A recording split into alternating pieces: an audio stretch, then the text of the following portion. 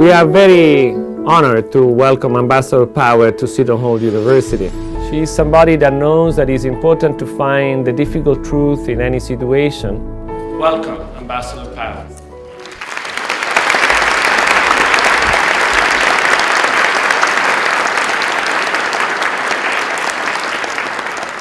What strikes me is how consistently people around the world look to the United States to lead when it comes to tackling the great problems of our time.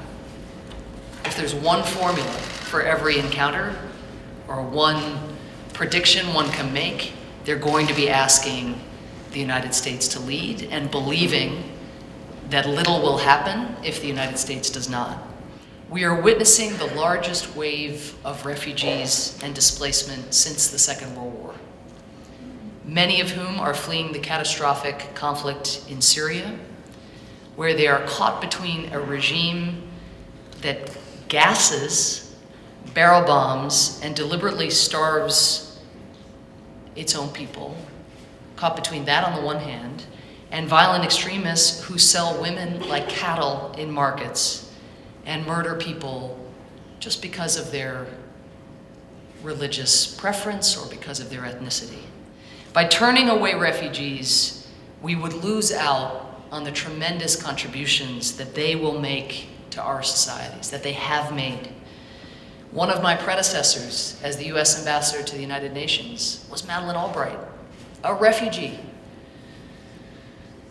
Google founder, Sergey Brin, philanthropist, George Soros, another former Secretary of State and National Security Advisor, Henry Kissinger.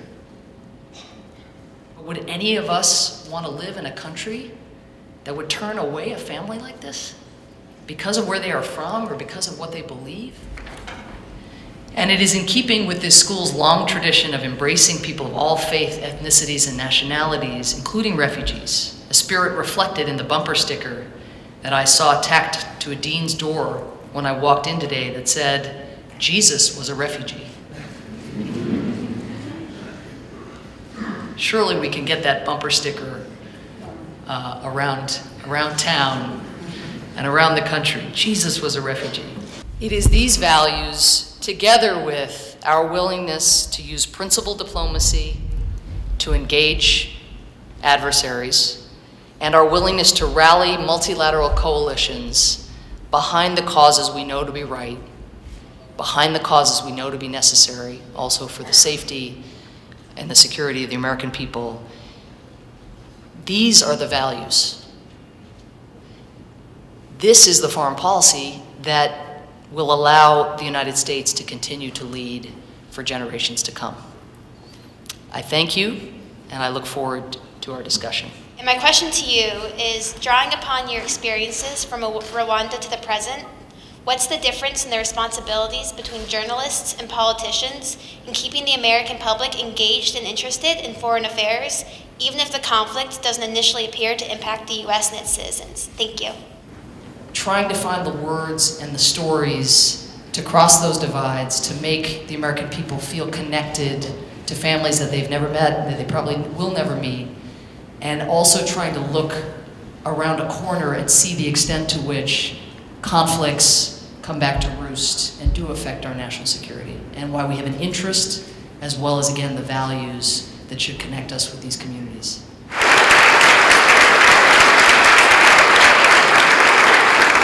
The School of Diplomacy and International Relations has given a lot of the students great access to world leaders, and this one definitely tops all of them. Since coming to Seton Hall last year, I've been able to see many amazing women. However, Samantha Power's visit today really spoke to me, both as a woman and as an amateur leader and journalist myself.